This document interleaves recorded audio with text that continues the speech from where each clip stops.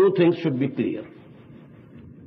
Number one, Al-Quran is the word of Allah, speech of Allah. It's Kalamullah. As we find in ayah number 6 of Surah At-Tawbah, وَإِنْ أَحَدٌ مِّنَ الْمُشْرِكِينَ اسْتَجَارَكَ فَأَجِرْهُ حَتَّى يَسْمَعَ كَلَامَ اللَّهِ ثُمَّ أَبْلِغْهُ مَأْمَنَهُ. If anyone from the mushrikeen, those who assign partners to Allah subhanahu wa ta'ala, asks your protection and security to come to you and listen to the kalam of Allah, grant him the surety and protection so that he can listen to the kalam of Allah, and then let him reach his place of safety and security. So this is Kalamullah.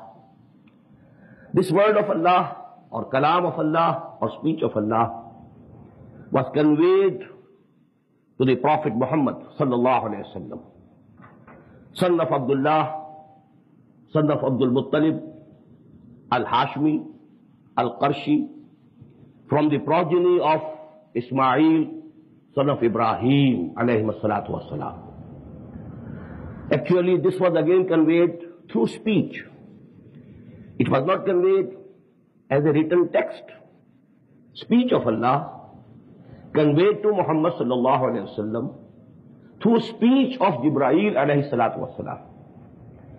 That is why we find in Quran, in Surah At-Takwir, إِنَّهُ لَقَوْلُ رَسُولٍ كَرِيمٍ ذِي قُوَّةٍ عِنْدَ ذِي الْعَرْشِ مَكِينٍ مُطَاعٍ ثَمَّ أَمِينٍ. These attributes and these words are being used for Hazrat Jibreel alayhi salatu wasalam. لَقَوْلُ رَسُولٍ كَرِيمٍ. Because actually, Muhammad sallallahu alayhi wa sallam listened to it. It was not delivered to him in written form. Then thirdly, this kalam of Allah, this word of Allah, the speech of Allah was conveyed to the companions of the Prophet sallallahu alayhi wa sallam through the speech of Muhammad sallallahu alayhi wa sallam. Again, the medium was spoken word, not written word. And that is why we find in Surah Al-Haqqah, إِنَّهُ لَقَوْلُ رَسُولٍ كَرِيمٍ وَمَا هُوَ بِقَوْلِ شَاعِرٍ قَلِيلًا مَا تُؤْمِنُونَ وَلَا بِقَوْلِ كَاهِنٍ قَلِيلًا مَا تَذَكَّرُونَ. So this is one thing which must be very clear.